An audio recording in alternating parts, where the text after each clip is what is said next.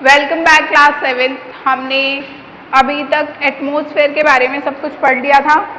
Atmosphere, फिर हमने oxygen के बारे में पढ़ा, फिर हमने कार्बन डाइऑक्साइड के बारे में पढ़ा। अब हम पढ़ेंगे लेयर्स ऑफ एटमॉस्फेयर।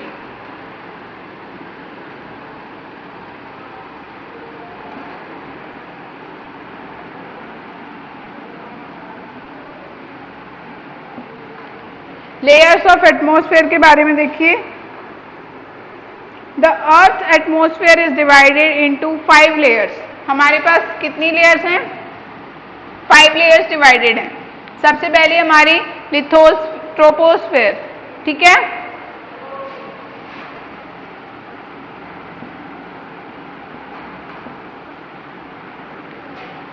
फिर हमारे पास स्ट्रेटोस्फेयर,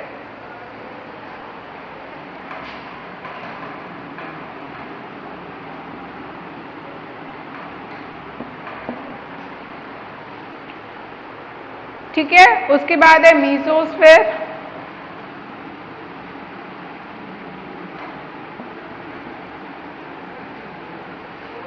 फिर है हमारे पास थर्मोस्फेयर और एक्सोस्फेयर।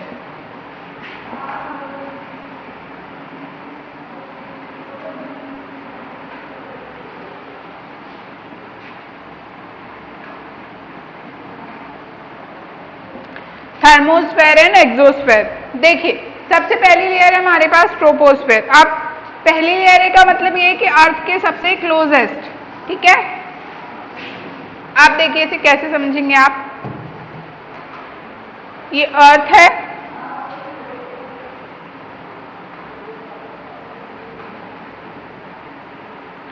और सबसे पहली लेयर हमारी बन रही है ट्रोपोस्फेयर की।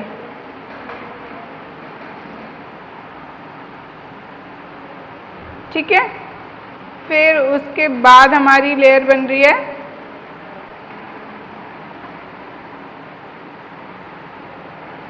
Stratosphere.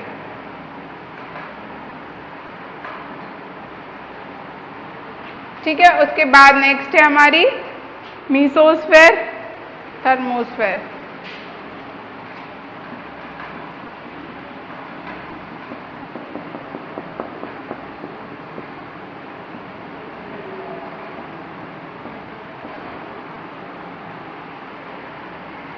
And then we have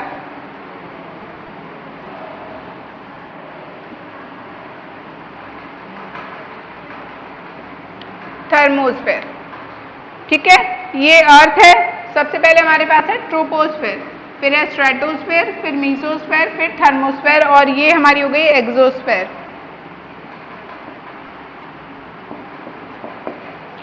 clear?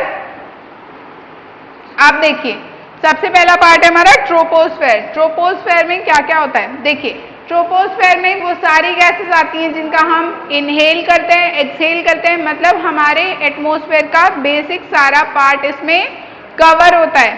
ठीक है। This layer is the lowermost layer of the atmosphere and is the closest to the surface of the earth. ये क्या है? अर्थ की सरफेस से सबसे ज्यादा करीब है, और इसमें हमारे सारे एयर के कंपोनेंट्स प्रेजेंट हैं।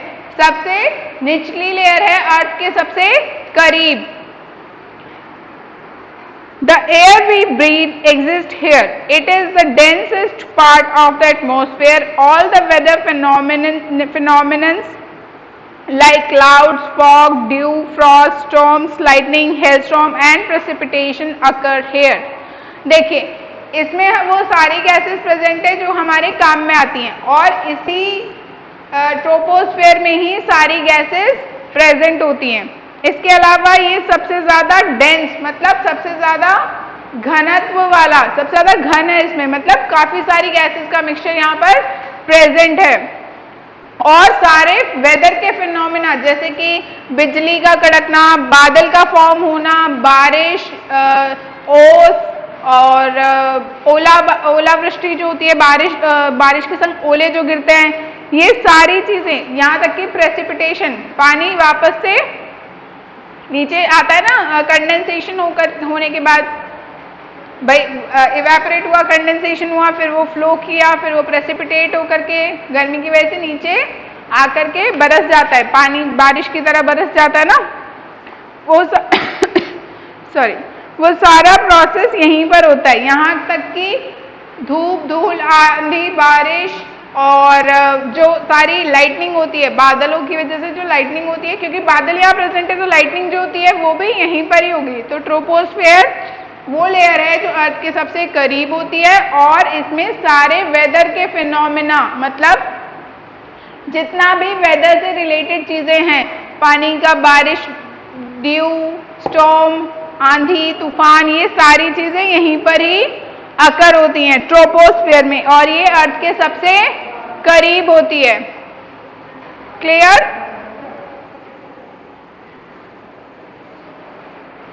Okay. The troposphere saves us from the excessive heat of the sun during the day and keeps the earth warm at night. यही ट्रोपोस्फेयर जो होती है, ये सन की रोशनी को हमारे अर्थ तक पहुंचने से रोकने की कोशिश करती है। देखिए स्ट्रेटोस्फेयर में हमारे ओजोन लेयर होगी जो कि बेसिकली अर्थ की रोशनी को रोकती है, लेकिन क्योंकि ट्रोपोस्फेयर बहुत डेंस होती है, बहुत ज़्यादा घन होता है इसमें, तो ये भी थोड़ा बहुत इसमें हेल्प करती है ट्रोपोस्फेयर वाली लेयर। ठीक है, आप देखिए इसकी वजह से क्या होता है, एक बार सन की रेस ज्यादा आ नहीं पाती और जो आ जाती है उनको ये रोक कर रखती है, ताकि क्या हो, टेम्परेचर अर्थ का मेंटेन रहे, अर्थ का जो टेम्परेचर है वो बैलेंस रहे। ऐसा नहीं हो कि बहुत ज्यादा ठंड पड़ने लगी या बहुत ज्यादा गर्मी पड़ने लग गई, उससे क्या होगा, इंसान मरने लग जाएगा। बहुत ज्यादा ठंड भी बर्दाश्त नहीं की जा सकती, -48, -32, ये सारे टेम्परेचर फॉरेन में होते हैं, लेकिन वहां पर भी लोगों को क्या आदत हो जाती है। अपन को आदत नहीं है, तो अगर अपने यहाँ इतना टेम्परेचर कम हो जाएगा तो अपन का सर्वाइवल बहुत मुश्किल हो जाएगा। ठीक है, this is all about troposphere. Troposphere समझ में आ गया? Clear? So our next layer is stratosphere. Stratosphere, this layer is above troposphere. Its estimated height is about 50 kilometers. अच्छा, इसकी estimated height है हमारी 13 से 15 kilometre, 13 kilometers from Earth surface. ठीक है? This layer is above troposphere. Its estimated height is about 50 kilometer. इसकी height कितनी है? 50 किलोमीटर अर्थ की सरफेस से।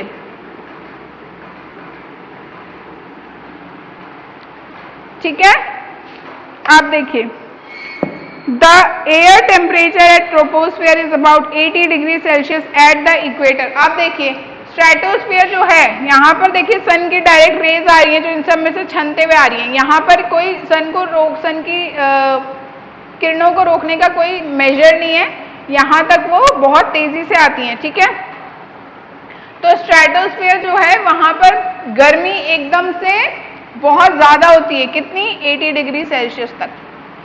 ये कहाँ पर, इक्वेटर पर, मतलब अर्थ का जो सबसे ज्यादा सन के पास में पार्ट होता है, जो सन के डायरेक्ट रेज को लगातार झेलता है, वहां पर स्ट्रेटोस्फेयर का मैक्सिमम टेम्परेचर 80 डिग्री सेल्सियस तक जा सकता है। आपको पता है 100 डिग्री सेल्सियस पे तो वाटर बॉयल हो जाता है, और वहां पर टेम्परेचर होता है अप्रोक्सीमेटली 80 डिग्री सेल्सियस, जो कि अपने आप में बहुत ज्यादा है।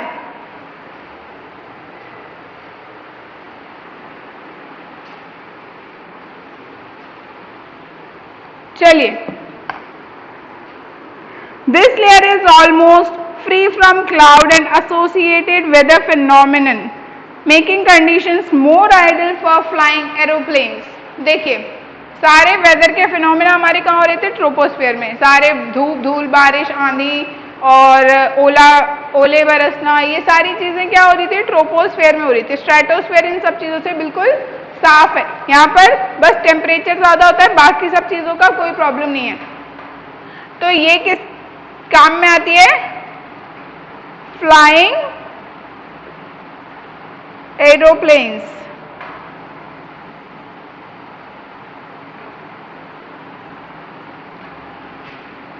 ठीक है,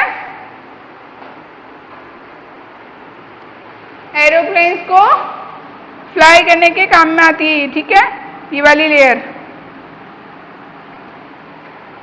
ओके, अब हमारा जो स्ट्रेटोस्फीयर है वो दो पार्ट्स में डिवाइडेड है। ये तो ट्रोपोस्फीयर हो गया, आप स्ट्रेटोस्फीयर पढ़ रहे हैं ना अपन।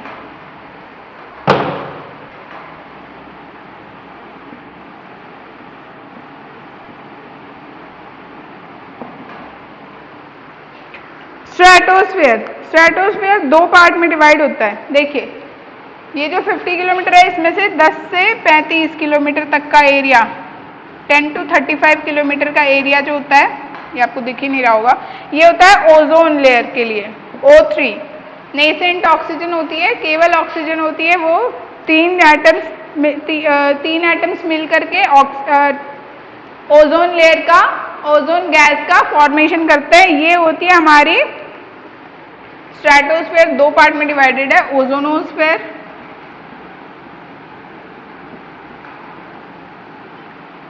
एंड दूसरा है स्ट्रेटोपॉज, ठीक है। ओजोनोस्फीयर होता है नीचे की तरफ, यहाँ पहले शुरुआत में, ठीक है। इससे क्या होता है, हमारे अर्थ को हार्मफुल सन रेज से बचाता है। ये ओजोन की एक लेयर होती है ऐसे करके, ठीक है। अब जो सन की जो रेज आएंगी ना, वो क्या करती है, इनको वापस से आसमान की तरफ भेज देती है। कम रोशनी को, हल्की भीनी रोशनी को वो अंदर आने देती है, जो कि हमारे अर्थ के लिए जरूरी है। जिससे क्या होगा, अर्थ का टेम्परेचर बहुत ज्यादा बढ़ नहीं जाएगा, एकदम से बढ़ नहीं जाएगा। ऐसा नहीं, अगर डायरेक्ट सन की रेज पड़ने लग जाएंगी तो वो अर्थ का टेम्परेचर को बहुत ज्यादा बढ़ा देंगी। लेकिन ओजोन की वजह से क्या होता है, अर्थ का टेम्परेचर मेंटेन रहता है। लेकिन ओजोन लेयर अगर खराब होने लगती है तो अर्थ का टेम्परेचर भी बढ़ने लगता है, ठीक है। ये हमारी अर्थ, क्लियर। तो ओजोनोस्फीयर हो गया स्ट्रेटोस्फीयर का, नीचे वाला पार्ट है ओजोनोस्फीयर। फिर हमारी सेकेंड लेयर है, हमारी ऊपर वाली लेयर है हमारी स्ट्रेटोपॉज।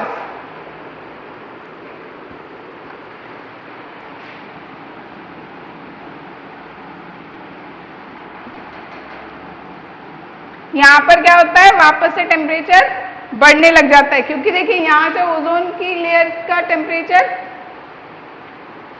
सॉरी बढ़ने नहीं, घटने लग जाता है। यहाँ से सारी लेयर का टेम्परेचर, सारी लेयर ने सारा जो सनरेज है उनको परावर्तित, मतलब दूसरी जगह डाइवर्ट कर दिया। तो यहाँ ऊपर, इससे ऊपर वाली जो लेयर होगी वो टेम्परेचर से घटने लगती है, मतलब ठंडक वहाँ होने लगती है, टेम्परेचर फॉल होने लगता है। नेक्स्ट है हमारा थर्ड लेयर मीसोस्फेयर। ये समझ में आ गया। अब हम बात करें मीसोस्फेयर की।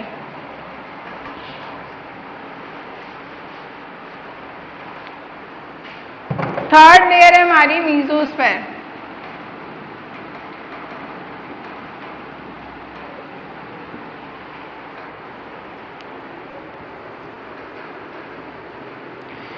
This is the third layer of the atmosphere. It is just above the stratosphere. It extends between 50 kilometers to 80 kilometers. 50 से लेकर के 80 किलोमीटर्स तक इसका रेंज होता है, ठीक है। ये जस्ट ऊपर होती है स्ट्रेटोस्फेयर के, ठीक है।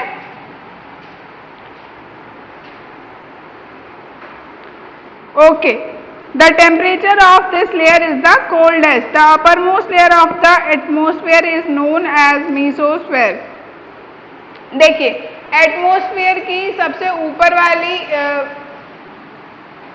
लेयर मानते हैं मेसोस्फेयर को। इसका एरिया होता है कम से कम 80 किलोमीटर, अर्थ की लेवल से 80 किलोमीटर ऊपर तक मेसोस्फेयर का एरिया होता है। उसके बाद उसमें क्या होता है, मेसोस्फेयर में एक्चुअली टेम्परेचर जो होता है वो बहुत कम हो जाता है और ये सबसे ज्यादा कोल्ड होती है, मतलब बहुत ज्यादा यहाँ पर ठंड होती है।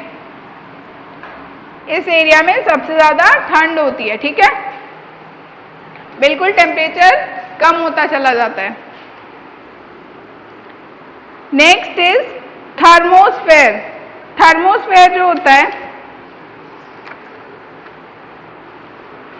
The fourth layer above mesosphere is thermosphere. Thermosphere is very important for Earth's protection. It recycles water, absorbs the sun's energy and creates a moderate temperature. Fourth layer होती है जो मीसोस्फेयर के ऊपर, वो कहलाती है हमारी थर्मोस्फेयर.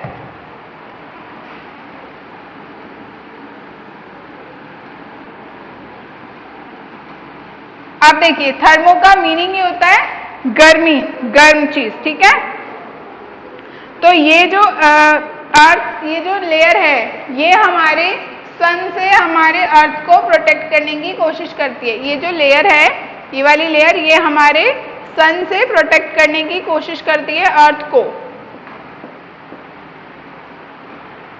ठीक है, जब ये सन से प्रोटेक्ट करने की कोशिश करती है तो इसमें क्या होता है, यहाँ पर बहुत सारी ऐसी चीजें होती हैं जैसे कि वाटर की recycling, water recycling.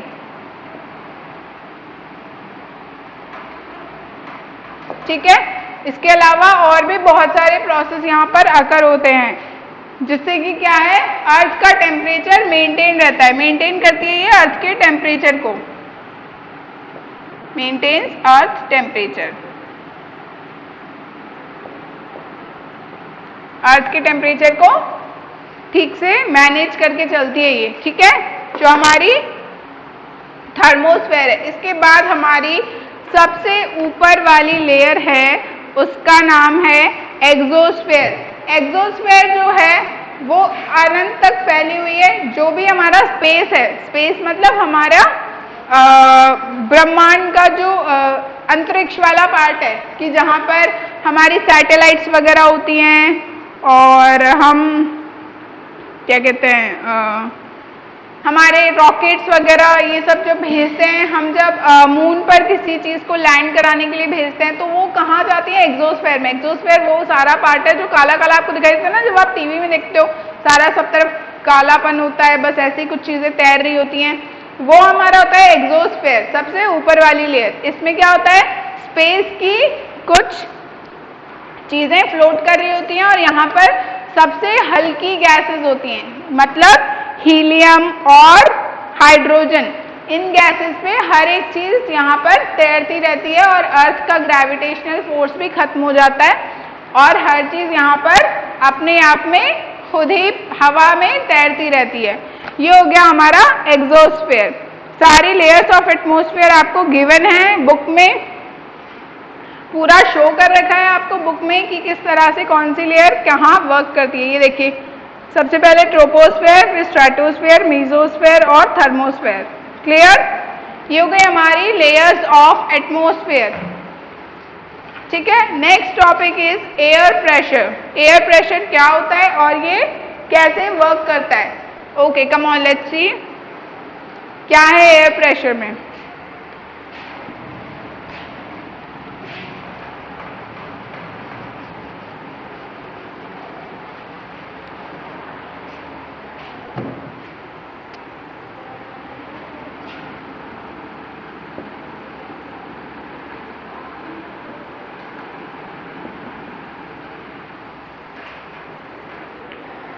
Air is a mixture of several gases and has weight. देखिए, एयर प्रेशर बेसिकली होता क्या है. देखिए, ये हमारी अर्थ है,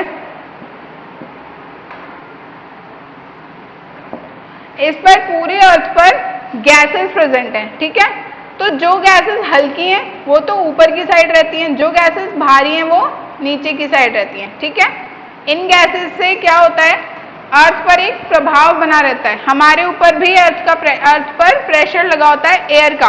अब जैसे मान लीजिए ये कोई बिल्डिंग है, ठीक है, मान लीजिए ये बिल्डिंग है, ठीक है, तो देखिए इन पर भी लगातार एयर का प्रेशर बनता है. जो भी एयर यहाँ पर फ्लोट कर रही है वो लगातार एक दबाव बनाती रहती है, इधर से भी हर तरफ से एक प्रेशर होता है. हमें वो फील नहीं होता लेकिन वो हमेशा रहता है, हमारी बॉडीज पर भी रहता है. आपकी बॉडी ऐसे हमेशा इस तरह से हाथ ऐसे क्यों नहीं रहता, अगर आप यूं रखते हैं तो आपको भार लगने लग जाता है. इसलिए नहीं क्योंकि इसमें वजन है, इस पर प्रेशर भी पड़ रहा है. वजन तो है ही, इस पर प्रेशर भी पड़ रहा है, तो आपको यहाँ से दर्द होने लगता है, आपको लगता है हाथ नीचे कर लेना चाहिए। अब जब आप हाथ नीचे कर लेते हैं तब यहाँ पर प्रेशर जो पड़ रहा है वो सही डायरेक्शन में पड़ रहा है, इसलिए आपको प्रेशर फील नहीं होता। तो एयर प्रेशर जो होता है वो हमेशा वर्क करता है, हर बॉडी पर वर्क करता है, मतलब अर्थ पर जितनी भी चीजें प्रेजेंट हैं, हर एक चीज, बिल्डिंग और जानवर, इंसान, प्लांट्स, माउंटेन्स, ठीक है, हर एक चीज पर एयर का प्रेशर पड़ता है। हम इसे एयर प्रेशर या एटमॉस्फेरिक प्रेशर बोलते हैं।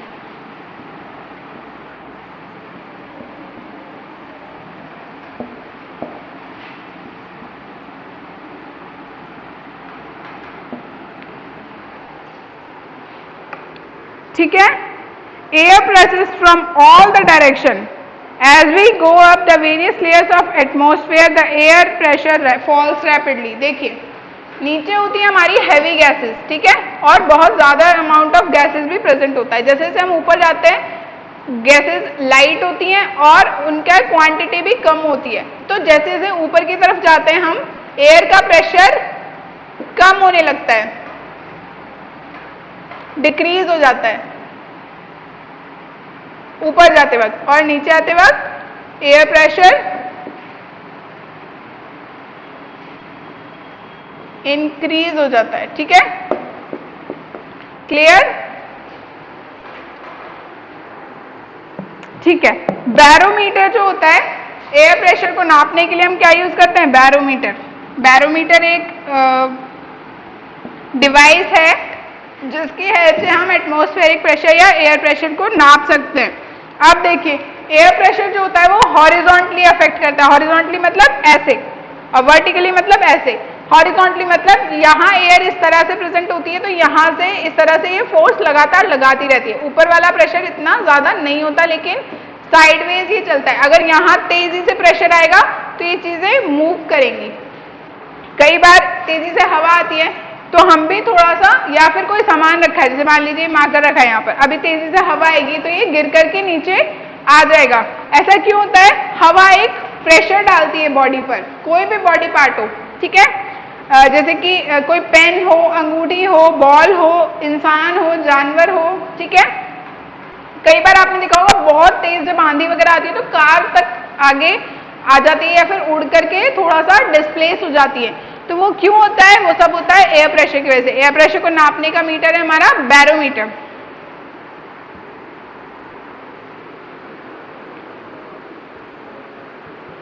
अच्छा, अब देखिए, जब भी एयर प्रेशर क्रिएट होने लगेगा तो दो चीजें इंपॉर्टेंट है। जब एयर होती है गर्म हवा जो होती है, जब टेम्परेचर हाई होता है,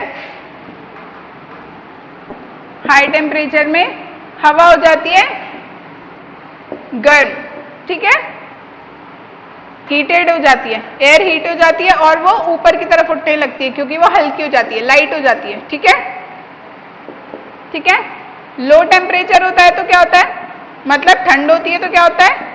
एयर हो जाती है हैवी, एयर हो जाती है कोल्ड और बन जाती है हैवी और नीचे की तरफ आने लगती है।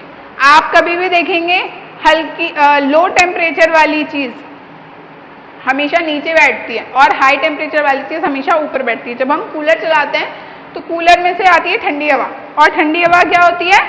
हैवी होती है, तो वो क्या रहती है? नीचे रहती है। जहां हम बैठे होते हैं वहां रहती है। उसके ऊपर अगर हम जाएंगे, हमारे छत के पार्ट तक अगर हम जाएंगे ऊपर, मतलब रूफ जो होती है, ऐसे नहीं कि छत पे चले जाएंगे, सिर्फ ऊपर वाला पार्ट जो है उस पर हम देखेंगे तो हमारे रोशनदान बने होते हैं।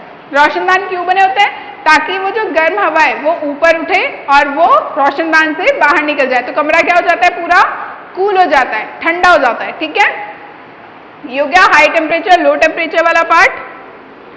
आप देखिए, low pressure and high pressure, जब एयर हीट हो जाती है तो यहां पर क्रिएट हो जाता है लो प्रेशर और यहां होता है हाई प्रेशर।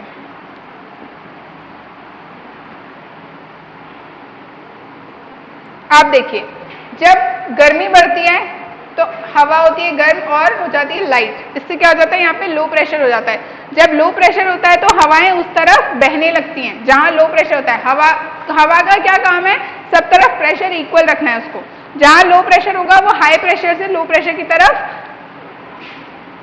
हाई प्रेशर से लो प्रेशर की तरफ जाती है। और जब वो इस तरफ से जाती है तो हम क्या चीज देखते हैं, स्टॉर्म्स, आंधियां। आंधी देखती है ना आप, जो आंधी क्यों चलती है, वो हाई प्रेशर से लो प्रेशर की तरफ हवा को भेज रही होती है, इसीलिए वो आंधी चलती है। ठीक है, अब देखिए हाई प्रेशर जो है वो तो ठंडी जगहों पे बनता है, तो वहां से गर्म जगह पर लो प्रेशर पर एकदम से तेजी से हवा आती है और फिर क्या होता है, लो प्रेशर वाली जगह पर होती है बारिश, वेट क्लाइमेट हो जाता है, गीला गीला सा मौसम हो जाता है। ठीक है, और यहाँ पर सनी क्लाइमेट रहता है, मतलब सूरज का हल्का हल्का,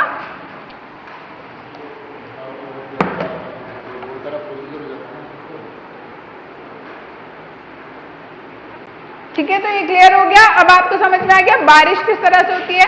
जहां पर हाई प्रेशर रहता है ना, वहां से हवा ब्लो होती है लो प्रेशर की तरफ। जब हवा हाई प्रेशर से लो प्रेशर की तरफ आएगी, आपने देखा होगा आंधियां आती हैं, तो वह आंधी अपने साथ बहुत सारे बादल वगैरह लेकर आती है और लो प्रेशर में फिर होती है बारिश। इसीलिए तो कहते हैं ना कि जब गर्मी पड़ेगी तभी बारिश आएगी। गर्मी पड़ेगी तभी क्या होगा, टेम्परेचर हाई होगा, हवा और लो प्रेशर, हवा तो लाइट होगी और प्रेशर लो हो जाएगा, फिर क्या आएंगे, आंधी तूफान आएंगे, बारिश आएगी। ठीक है, ये हो गया हमारा air pressure. That's it for today. Next class में हम देखेंगे इसके आगे का पार्ट, कंटिन्यू करेंगे। ठीक है, इसके आगे का पार्ट है हमारा वैसे weather and climate. Weather and climate के बारे में पढ़ेंगे, टेम्परेचर के बारे में पढ़ेंगे कि कैसे कैसे अर्थ का टेम्परेचर मेंटेन होता है, कैसे मॉइस्चर और ह्यूमिडिटी वर्क करती है, कैसे हमारी अर्थ को एयर लिवेबल बनाती है, सर्वाइवेबल बनाती है, मतलब कि जहां पर रहा जा सके, जहां पर लाइफ स्पेंड की जा सके। ठीक है, दैट्स इट फॉर टुडे। जिन लोगों ने अभी तक सोशल स्टडीज में चैप्टर 1, 2, 3 कंप्लीट नहीं किया है वो कंप्लीट करें उसे जल्दी से जल्दी। मैंने व्हाट्सएप पे फिर से सारी वीडियोस और सारा वर्क शेयर किया है। आप लोग जितने जल्दी हो सके उतना जल्दी वर्क कंप्लीट करके उसे सबमिट करें, क्योंकि वर्क सबमिट करना इम्पॉर्टेंट है। आपके एग्जाम्स होंगे और जो एग्जाम्स होंगे उनमें यही चैप्टर्स कवर होंगे। अगर आप वर्क कंप्लीट नहीं करते हैं तो आपका काम रह जाएगा अधूरा और एग्जाम्स में मार्क्स भी नहीं मिलेंगे। ठीक है, जो एग्जाम्स होंगे वो आपके वर्क पर और आपकी प्रेजेंस पर डिपेंड करता है कि आप कितना अपना वर्क कंप्लीट करके मुझे बता रहे हैं, मुझे इन्फॉर्म करें। किसी को कोई भी प्रॉब्लम है कॉन्टैक्ट मी, लेकिन अपना वर्क कंप्लीट करें और टाइम टू टाइम उसे सबमिट करें। स्कूल आना होगा आपको एक बार उसे सबमिट करने के लिए, ताकि हमें पता चले कि आपने वर्क किया है। ठीक है, किसी को कोई भी प्रॉब्लम है तो वो मुझे कॉन्टैक्ट कर सकता है। Thank you.